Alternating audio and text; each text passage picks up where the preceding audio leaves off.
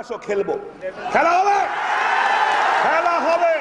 খেলা হবে বলে মাঠ কাঁপানো শামীম ওসমান খেলা শুরু হওয়ার আগেই রাতের আধারে বোরখা পরে পালিয়ে গেছেন। শামীম ওসমানের মতো ভারতীয় সীমান্ত দিয়ে পালিয়েছেন সাবেক শিক্ষামন্ত্রী নওফেলও।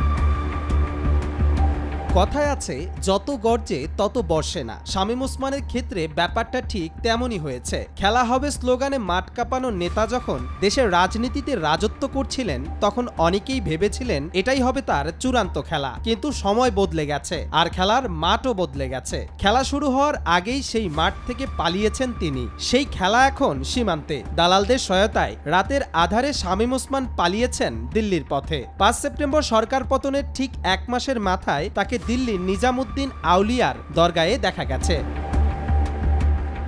অবৈধভাবে সীমান্ত পাড়ি দিতে টাকা লাগবে এই কথাটা তো সবার জানা, তবে এবার সীমান্ত পাড়ি দিচ্ছেন শুধু সাধারণ মানুষ নয়, সাথে রয়েছেন ভিআইপি ক্লাসের যাত্রীরাও। কিভাবে কোটি টাকার চুক্তিতে বিষয়টা শুনতে একেবারে সিনেমাটিক লাগলেও এটা একদম বাস্তব। যাদের কথা বলছি তারা হলেন নারায়ণগঞ্জের আলোচিত এমপি শামীম ওসমান ও সাবেক শিক্ষামন্ত্রী মহিবুল হাসান চৌধুরী নওফেল। আর এই চুক্তির ব্যাপারে আড়ালে মুখ খুলেছেন কিছু সীমান্তের দালাল আর স্থানীয় জনতা।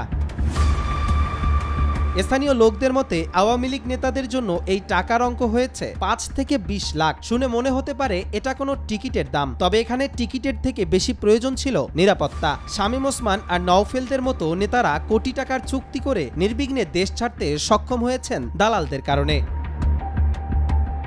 আর বাকি থাকলো নওফেল। তিনি নাকি আছেন বারাসাতে পশ্চিমবঙ্গে। মনে হচ্ছে কলকাতার ফ্লেভারে এখন রাজনীতি আর বারবিকিউ একই সাথে হচ্ছে। দালালদের সহায়তায় গত ৮ সেপ্টেম্বর নওফেল আর বিপ্লব বড়ুয়া সেখানে জুয়েল নামে এক চট্টগ্রামের জন্ম নেয়া ভারতীয় নাগরিকের বাড়িতে লুকিয়ে আছেন। অর্থাৎ বাংলাদেশি ভিআইপি অতিথিদের জন্য ভারত এখন হয়ে গেছে রাজনৈতিক আশ্রয়স্থল।